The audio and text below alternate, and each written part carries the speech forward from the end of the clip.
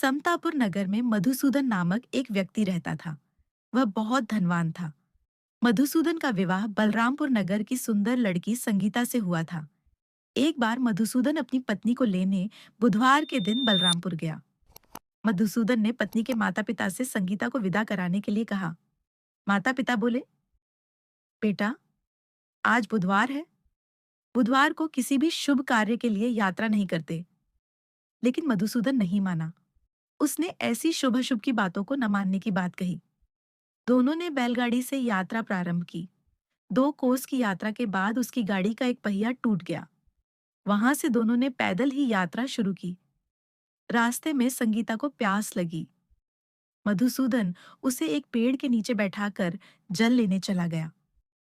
थोड़ी देर बाद जब मधुसूदन कहीं से जल लेकर वापस आया तो वह बुरी तरह हैरान हो उठा, क्योंकि उसकी पत्नी के पास उसकी ही शक्ल सूरत का एक दूसरा व्यक्ति बैठा था। संगीता भी मधुसूदन को देखकर हैरान रह गई। वह दोनों में कोई अंतर नहीं कर पाई। मधुसूदन ने उस व्यक्ति से पूछा, तुम कौन हो और मेरी पत्नी के पास क्यों बैठे हो? मधुसूदन की बात सुनकर उस व्यक्ति ने कहा, अरे भाई, यह मेरी पत्नी संगीता है।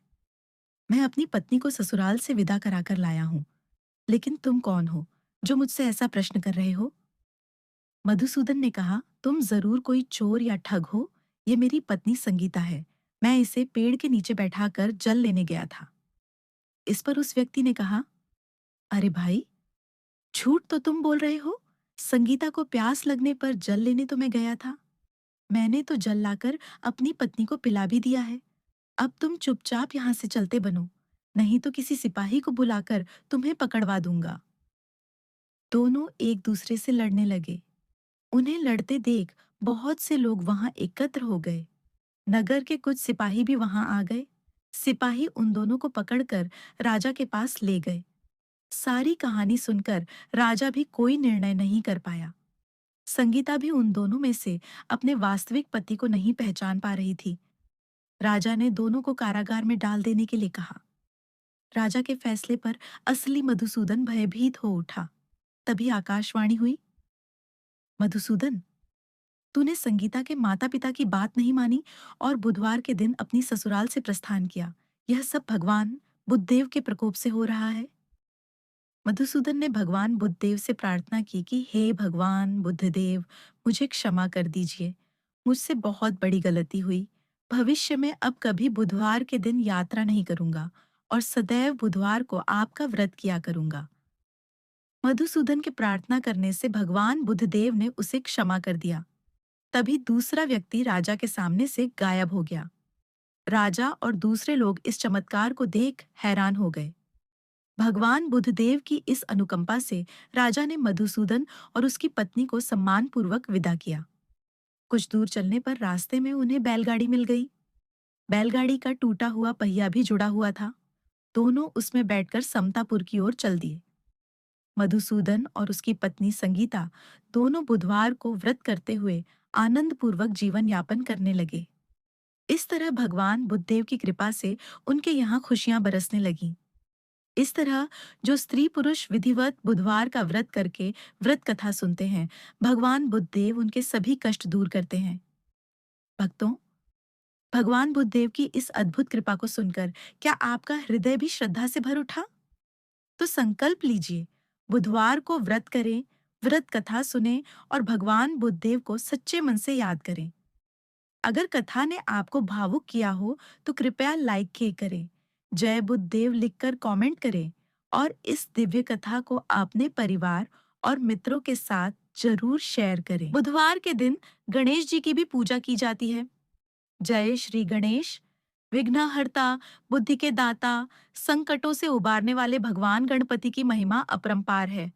उनके बिना कोई भी कार्य शुभारंभ नहीं होता। वे केवल देवों के देव ही नहीं, अपितु भक्तों के हृदय में बसने वाले भावनाओं के संवाहक भी हैं।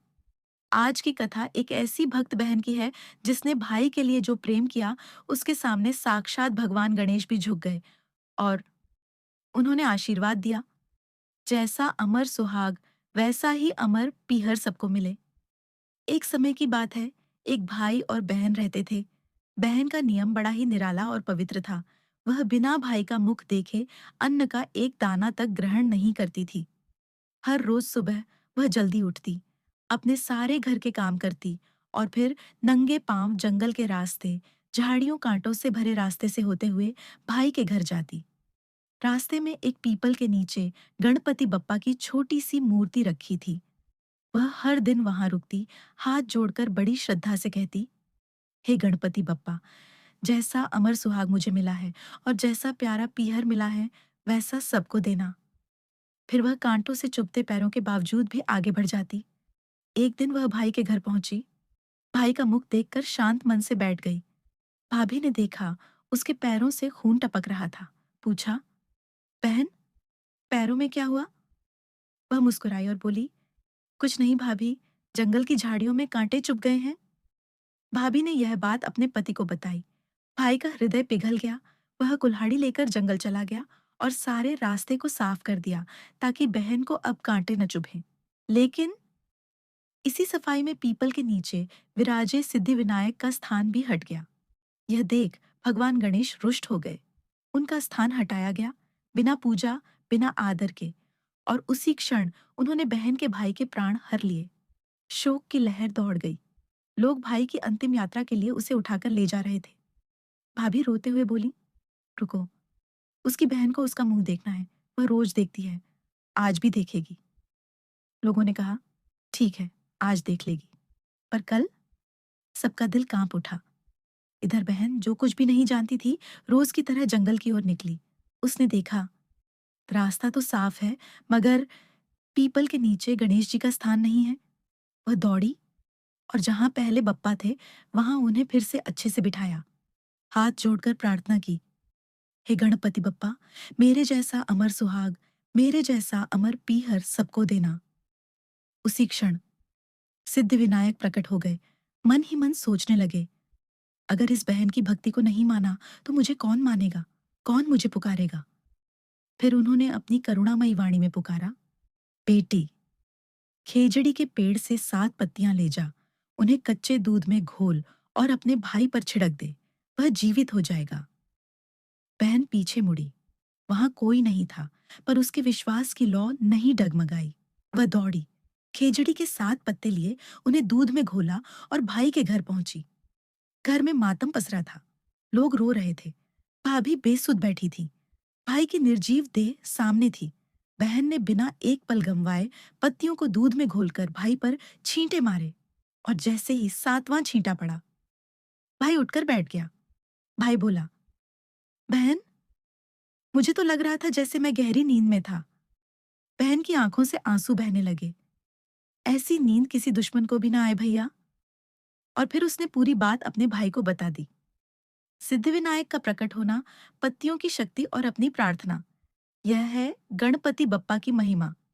जो सच्चे मन से उन्हें याद करता है, जो सच्चे भाव से उन्हें पूजता है, उसकी हर बात बप्पा सुनते हैं। इसलिए आप सब गणपति बप्पा से यही प्रार्थना करें, जैसा अमर सुहाग वैसा अमर पीहर हर नारी को मिले। अगर आपको यह कथा हृदय को छू गई हो, तो कृपया इस वीडियो को लाइक करें, कमेंट में जय गणेश लिखें और शेयर करें, ताकि भगवान गणेश की यह कृपा कथा हर घर तक पहुंचे। और हाँ, ऐसी ही भक्ति भाव और कथा वाचन के लिए हमारे चैनल धर्म कर्म की बातें बाय सीमा को जरूर सब्सक्राइब करें। जय श्री सिद्धि विनायक गणपति बप्पा मोरया।